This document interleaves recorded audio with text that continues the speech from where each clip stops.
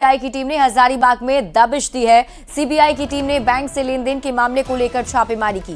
बताया जा रहा है कि राहुल कुमार रांची में पढ़ाई करता है और पार्ट टाइम नौकरी भी कर रहा था। उसने अपने अकाउंट से पैसे का लेन देन किया था, जिसकी जांच के लिए जांच टीम पहुंची थी।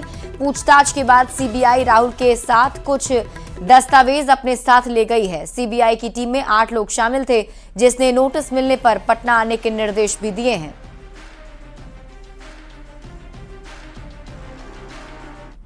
क्या है यहाँ पे सीबीआई की टीम, क्या आप पूछताछ कर सकते हैं? ये तो हमको जानकारी नहीं है। अब अचानक हमको आज यहाँ पर आई, कुछ कागजात भी साथ लेते गए हैं जी। क्या कुछ कागजात है? उसका जो डॉक्यूमेंट्स वगैरह था वो सब लेके गए। कितना देर चला यह कार्रवाई, कब आई थी यहाँ पे सीबीआई की टीम? सुबह करीबन 8 बजे। कितने लोग थे वैसे? 8 आदमी थे लगभग। उनके द्वारा क्या कुछ कहा गया है? वो हमको लिख करके दे दिए हैं, बाकी बार नोटिस आएगा, उसके आधार पे काम होगा, उसी के हिसाब से जाना पड़ेगा। देखिए, हजारीबाग जिले के इचाक थाना अंतर्गत सिरसी गांव में अहले सुबह से ही सीबीआई का टीम का जो कार्रवाई है वो लगातार जारी देखने को मिल रहा था। अभी हम उसी सिरसी गांव में हैं और आपको घर की हम तस्वीर दिखाना चाहेंगे कि देखिए, ये जो है राजू प्रसाद कुशवाहा नामक शख्स का घर है और यहाँ पर ही जो है सीबीआई की जो टीम पटना से यहाँ पर पहुंची हुई थी। 6 सदस्यीय टीमों के द्वारा जो है लगातार छापामारी किया जा रहा था। इसके साथ ही जो है कई अहम दस्तावेज भी जो है सीबीआई की जो टीम है उन्होंने जो है अपने साथ पटना ले गई है। हालांकि इस संदर्भ में जो है हमने राजू प्रसाद में जो कुशवाहा है उनसे बात करने का प्रयास किया तो साफ तौर पर उन्होंने बताया कि उनके जो पुत्र यानी जो राहुल है वो रांची में रहकर पढ़ाई करते हैं, इसके साथ ही जो है पार्ट टाइम का जॉब भी किया करते हैं और बैंक ट्रांजैक्शन से जुड़ी जो है यह पूरा मामला बताया जा रहा है। लेकिन जो सूत्र बता रहे हैं कि यह जो है साइबर क्राइम से जो है जुड़ी हुई मामला है। लेकिन देखने वाली बात यह होगी कि जो लगातार इतने घंटे तक सीबीआई टीम की जो है 6 सदस्यीय टीमों ने लगातार कार्रवाई की है, हजारीबाग पुलिस का भी सहयोग लिया है। ऐसे में क्या कुछ तथ्य सामने आते हैं और आगे का क्या कुछ खुलासा होता है, गौरतलब देखने वाली बात होगी। सुशांत सोनी, न्यूज़ 18, हजारीबाग। लातेहार में एसीबी की टीम ने अंचल निरीक्षक सुरेश राम को रिश्वत लेते रंगे हाथ गिरफ्तार कर लिया है। बरवाडीह अंचल में तैनात सुरेश राम पर एक महिला ने जमीन के दाखिल खारिज के एवज में रिश्वत मांगने का आरोप लगाया था। आरोपी कर्मचारी ने 1 लाख रुपए की रिश्वत मांगी थी, जिसकी जानकारी एसीबी की टीम को दी गई थी। पलामू एसीबी एसपी के निर्देश पर स्पेशल टीम ने जाल बिछाते हुए सुरेश राम को गिरफ्तार कर लिया है। तो बड़ी खबर आपको लातेहार से बता रहे हैं, जहां भ्रष्टाचार के खिलाफ एसीबी की टीम ने कार्रवाई की है। प्रभारी अंचल निरीक्षक गिरफ्तार किया गया है। झारखंड कांग्रेस ने 1 और 2 फरवरी को रांची में बजट और निकाय चुनाव को लेकर बड़ी बैठक बुलाई है। 1 फरवरी को कांग्रेस के विधायक, सांसद और मंत्री के साथ प्रदेश के वरिष्ठ नेता आगामी बजट पर आयोजित परिचर्चा में शामिल होंगे। 2 फरवरी को पॉलिटिकल अफेयर्स कमेटी की बैठक में इन दोनों विषयों पर चर्चा होगी, जिसमें पॉलिटिकल अफेयर्स कमेटी के प्रदेश भर के नेता भी शामिल होंगे। 1 तारीख को जो कार्यक्रम है उसको हम लोगों ने 2 सत्र में आहूत किया है। पहला सत्र विधायक और मंत्रियों से उस पर परिचर्चा करेंगे। दूसरा सत्र में संगठन में जो लोग हैं, जिला अध्यक्ष हैं, पूर्ववर्ती जो प्रदेश कांग्रेस कमेटी के कार्यकारिणी के सदस्यगण हैं, उनसे चर्चा होगी। तो ये तमाम लोगों से हम संगठन और सरकार में तमाम लोगों से हम इस पर परिचर्चा करके एक सामंजस्य बनाने का काम भी करेंगे। झारखंड कांग्रेस प्रभारी गुलाम अहमद मीर ने जामताड़ा में मंत्री इरफान अंसारी से मुलाकात की। उनके साथ विधायक राजेश कच्छप और पूर्व अध्यक्ष राजेश ठाकुर भी थे। इस मौके पर कांग्रेस कार्यकर्ताओं के साथ संगठन की मजबूती को लेकर चर्चा हुई। इस मौके पर गुलाम अहमद मीर ने बीजेपी पर संविधान के अपमान का आरोप लगाया और केंद्रीय गृह मंत्री से माफी मांगने की मांग की। तो निश्चित तौर पर हम सब एक कांग्रेस कार्यकर्ता हम काफी उत्साहित हैं। उस होम मिनिस्टर को होम मिनिस्ट्री की कुर्सी पर रहने का कोई अधिकार नहीं है, और या तो वो देश से माफी मांगे या फिर देश के प्रधानमंत्री को, ऐसे व्यक्ति को, अगर वो खुद संविधान को रेस्पेक्ट करने वालों में से हैं, अगर वो खुद आज़ादी को मानने वालों में से हैं, अगर वो खुद बापू की उस लीडरशिप को मानने वाले में से हूँ, तो उसको चाहिए फिर उसको सैक देना। उत्कृष्ट निर्वाचन कार्यों के लिए पहली बार झारखंड को राष्ट्रीय पुरस्कार मिलेगा। झारखंड से ये पुरस्कार राज्य के मुख्य निर्वाचन पदाधिकारी के रवि कुमार को मिलेगा। जनरल कैटेगरी की श्रेणी में पूर्वी सिंहभूम के जिला निर्वाचन पदाधिकारी सह उपायुक्त अनन्य मित्तल का चयन राष्ट्रीय पुरस्कार के लिए किया गया है। इसे लेकर वित्त मंत्री राधा कृष्ण किशोर ने खुशी जताई है।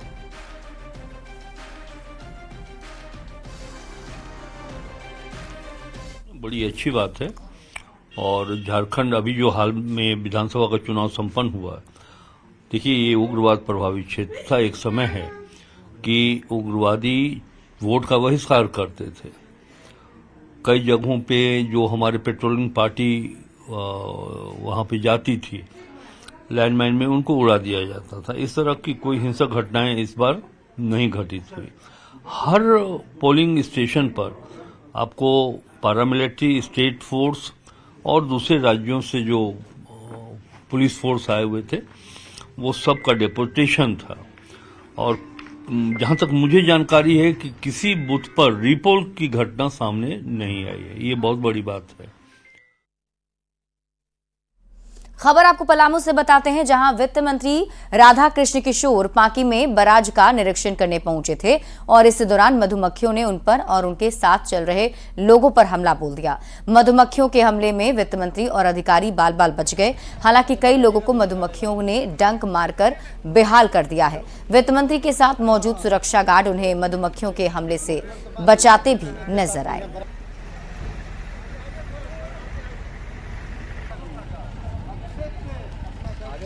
तो नहीं काटेगा।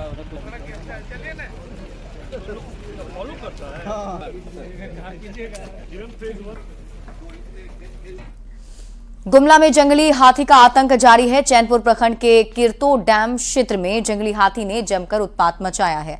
फसलों को रौंदकर बर्बाद कर दिया, वहीं घर में रखे अनाज को भी चट कर गए। हाथियों के आतंक से ग्रामीण भी परेशान हैं। किसानों ने वन विभाग से मुआवजे की मांग की है।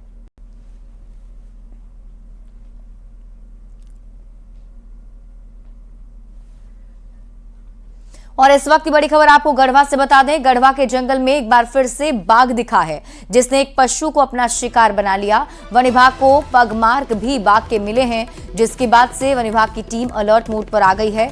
माइकिंग के जरिए ग्रामीणों को भी जागरूक किया जा रहा है। जंगल में न जाने की सलाह भी ग्रामीणों को दी जा रही है। पशु मालिक को वन विभाग ने मुआवजा भी दिया। भंडरिया वन विभाग का ये मामला बताया जा रहा है, जहां एक बार फिर से बाघ के होने की आशंका जाहिर की जा रही है, क्योंकि बाघ के पगमार्क मिले हैं और वन विभाग की टीम अब माइकिंग कर लोगों को जागरूक कर रही है। बाघ का कुछ मूवमेंट का सूचना विभाग को प्राप्त है। कैमरा ट्रैप लगाकर उसको मॉनिटर फिर से किया जा रहा है और मूवमेंट को ट्रैक किया जा रहा है। इस अवसर पर ग्रामीणों से अनुरोध है कि जब भी कोई सूचना मिलता है, यदि बाघ हो या तेंदुआ हो, कोई भी जानवर का ऐसा देखा जाने पर कोई भी सूचना मिलता है, तुरंत निकटतम वन पदाधिकारियों को अवेलेबल सूचना दे, ताकि बाघ के मूवमेंट को या फिर तेंदुआ के मूवमेंट को ट्रैक करने में विभाग को सहयोग रहे।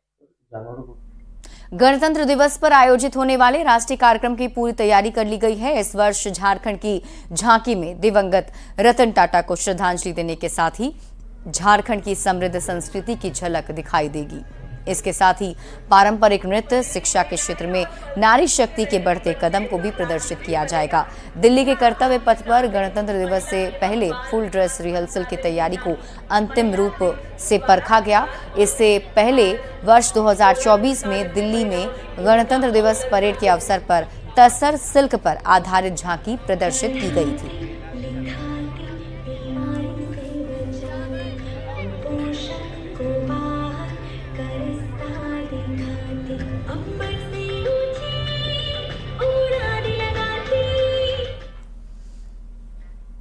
नेताजी सुभाष चंद्र बोस की जयंती पर सीएम हेमंत सोरेन ने रांची के कचहरी चौक स्थित सुभाष चंद्र पार्क में श्रद्धा सुमन अर्पित कर उन्हें याद किया।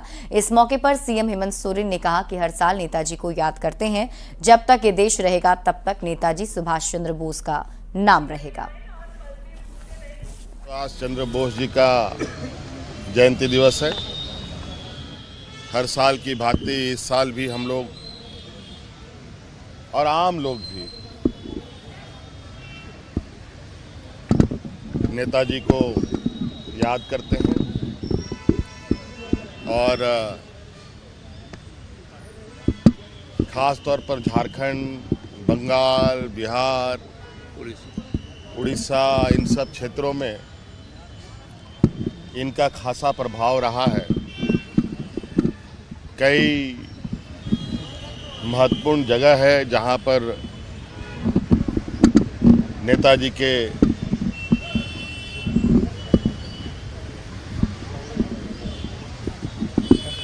इस राज्य में उपस्थिति हुई है और निश्चित रूप से हमारे लिए गौरव का क्षण है कि ऐसे महान विभूति हमारे बीच में जन्मे।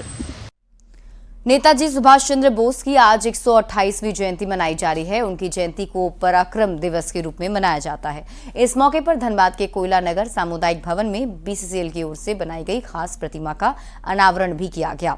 इसे कबाड़ से बनाई गई है और इस मौके पर सांसद ढुल्लू महतो मुख्य अतिथि रहे, जबकि विधायक राज सिन्हा और बीसीसीएल सीएमडी भी मौजूद रहे। प्रतिमा को राजस्थान के कुशल कारीगरों ने तैयार किया है, जिसे बनाने में 250 किलोग्राम लोहे के सामान का उपयोग किया गया है।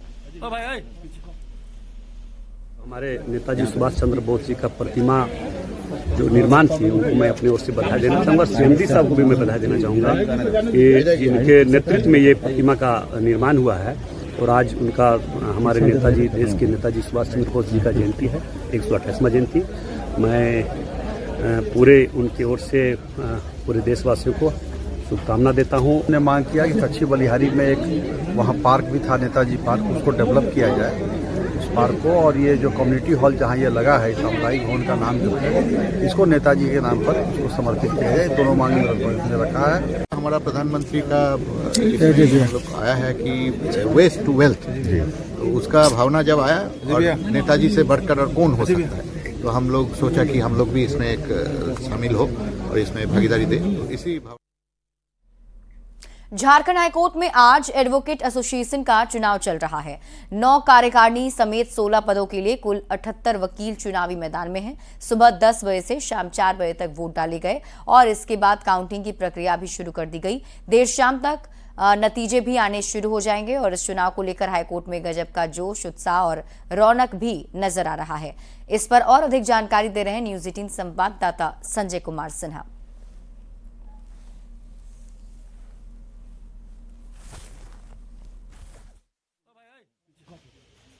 झारखंड हाईकोर्ट में आज रौनक है, क्योंकि आज झारखंड हाईकोर्ट एडवोकेट एसोसिएशन का चुनाव चल रहा है। सुबह 10 बजे से शाम 4 बजे तक चुनाव होना है, लेकिन जो अधिवक्ता कतार में रहेंगे अपना वोट जरूर डालेंगे। कुल मिलाकर 1904 जो अधिवक्ता हैं अपने मतदान का इस्तेमाल करेंगे। 78 जो कह सकते हैं कि अधिवक्ता चुनावी मैदान में है। हम लोग 6 प्रत्याशी हैं। इलेक्शन बहुत बढ़िया माहौल में चल रहा है। हम लोगों का भाग्य बैलेट बॉक्स में बंद है। जो जीतेगा वो मेरा भाई है। जो जीतेगा भाई है। जो जीतेगा वो भाई है। और आप जीत गई तो हम तो है ही है, अभी भी है। प्रतिभागी एक साथ। हाँ, सब लोग बहुत फ्रेंडली इलेक्शन हो रहा है और बहुत ही होमोजेनियस लोकेलिटी में हो रहा, माने इन्वायरमेंट में हो रहा है। तो सर आप दोनों में से दावेदारी ज्यादा मजबूत किनकी है? सबकी स्थिति मजबूत है, वो बैलेट बताएगा किसकी स्थिति मजबूत है। स्वस्थ माहौल में हम लोगों का एक उत्सव है। ये उत्सव का माहौल, हम लोग का एक दिन का जो चुनाव मतदान का जो कार्यक्रम होता है वो उत्सव का माहौल है और इसमें हम लोग 16 प्रतिनिधि को चुनते हैं।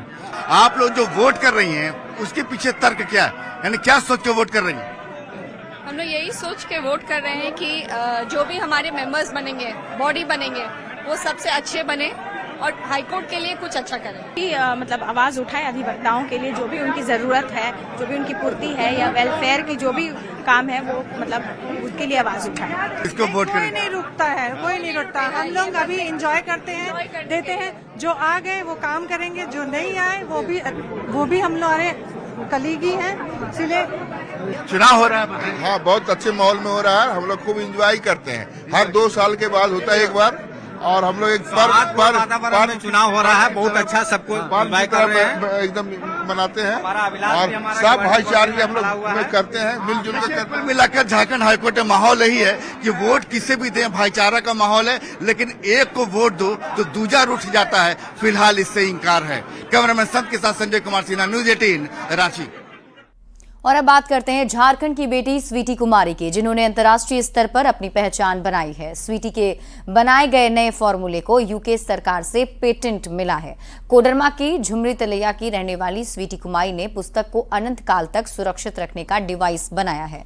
उसके इस डिवाइस को यूके सरकार से पेटेंट मिला है।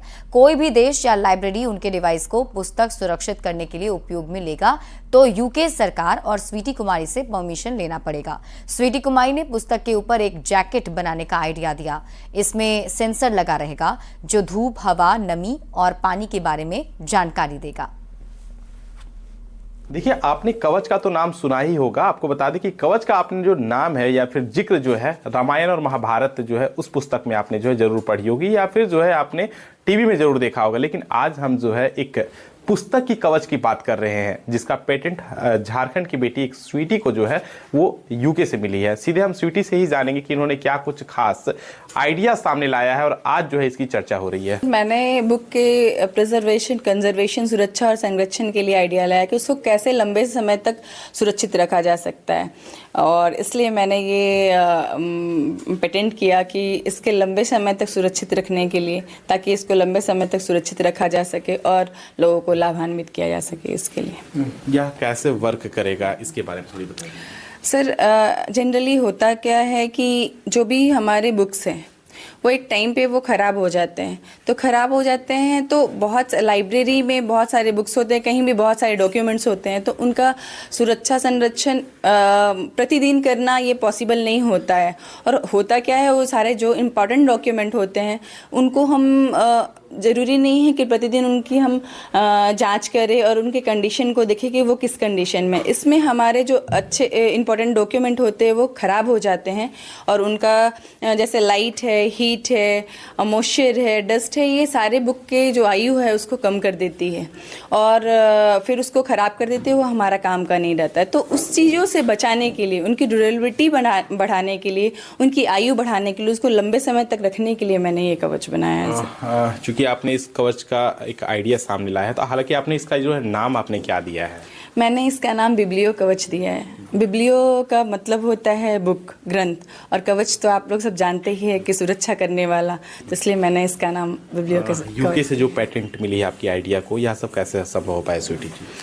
मैं बुक यहाँ लाइब्रेरी एज अ लाइब्रेरियन काम कर रही हूँ डीवी पब्लिक स्कूल में, तो बुक्स के बीच में रहती हूँ, तो कहीं ना कहीं कभी ना कभी मुझे ये चीज़ें दिखती हैं कि कोई बुक्स है बहुत ख़राब हो गए है, उसके कंडीशन बहुत बेकार हो गए, तो ऐसा ही इंसिडेंट हुआ तो मुझे लगा नहीं, इनके बारे में सोचना चाहिए। देखिए, कई ऐसे आपने कागजात देखे होंगे जो काफ़ी वक्त यानी समय होने के बाद जो है उस पेपर ख़राब हो जाते हैं, पेपर में जो है पीलापन आ जाता है, या फिर कह लें कि वो जो है उनकी जो कागज़ है वो बिल्कुल ख़राब हो जाती है। तो ऐसी स्थिति में यह जो कवच है काफ़ी बेहतर तरीके से काम करेगा और कह सकते हैं कि जो डिजिटल का जो समय चल रहा है, ऐसे में इसकी उपयोगिता जो है कहीं ना कहीं एक बढ़ जाएगी और आने वाले समय में जो है भारत में भी यह कवच जरूर देखने को मिलेगा। सुशांत सोनी, न्यूज 18 हजारीबाग।